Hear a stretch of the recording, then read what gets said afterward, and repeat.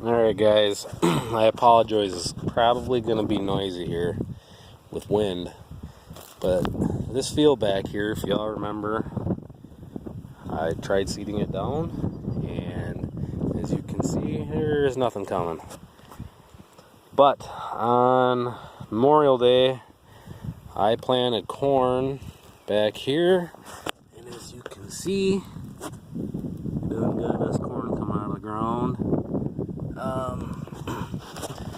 Some more of it here.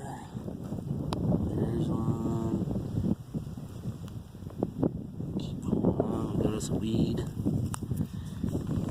There's a little guy. There's one. After more of it is up out of the ground, I need to count and see exactly what I planted this at for population. It's not, with what I set the planter at, it's not really matching up with what I'm seeing for seed spacing so far.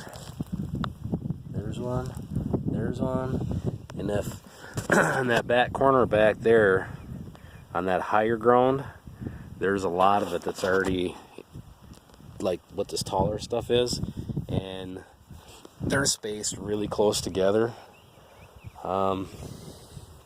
So I thought I planted it at 32,000, but by what that spacing is over there, it's a lot higher than 32,000 on that side.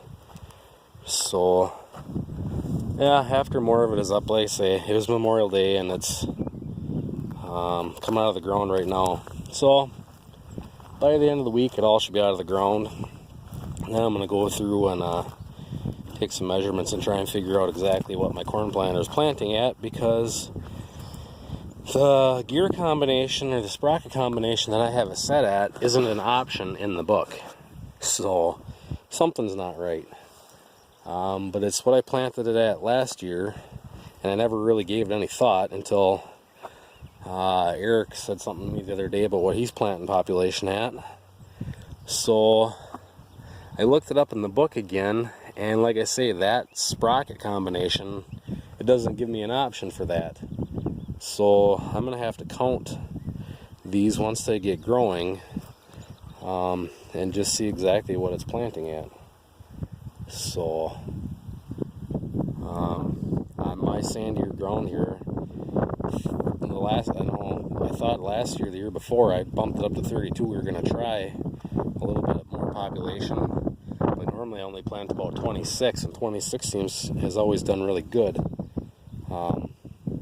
But like I say, we're going to see. We'll know for sure here in another week once they're all out of the ground. I can count them. But yeah, you can see it's basically just weeds are coming. Every once in a while you'll see strips of where there's grass, but nothing else is coming. So I decided we're gonna plant corn here. Like right here, I mean, these two are awful close for being 32,000 population, and you can see it all the way down. So who knows, maybe I plant at 35, I don't know.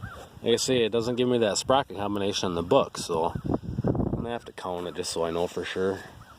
But it is coming out of the ground, and then from that post to the back, I planted that at the same time I planted this. And then you guys saw I just planted this corn the other day. This field I come down and then straight down to the water run, and this section here I'm gonna leave and combine it after deer hunting. But the idea is I'm gonna plant, I don't know if plant both these fields or part of one of them just to try it, but I'm gonna broadcast winter rye and medium red clover in here when the corn is V5. Hopefully it'll get just germinated right before it canopies, and then it'll kind of sit dormant underneath the corn.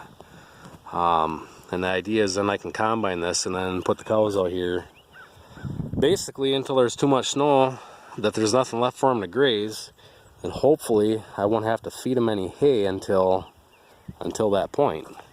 Some years we get snow at deer hunting, which is the last week of November. Some years we don't get snow until Christmas. Other years we don't get snow until February. So it all kind of depends on the year.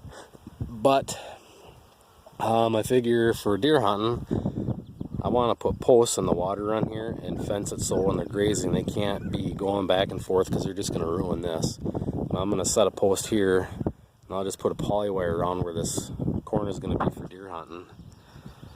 So to keep the cows out, and then after deer hunting is done, we'll get the big green beast out and combine that off. I'll take the poly wire down, the cows can come out here and pilfer whatever they can find to eat.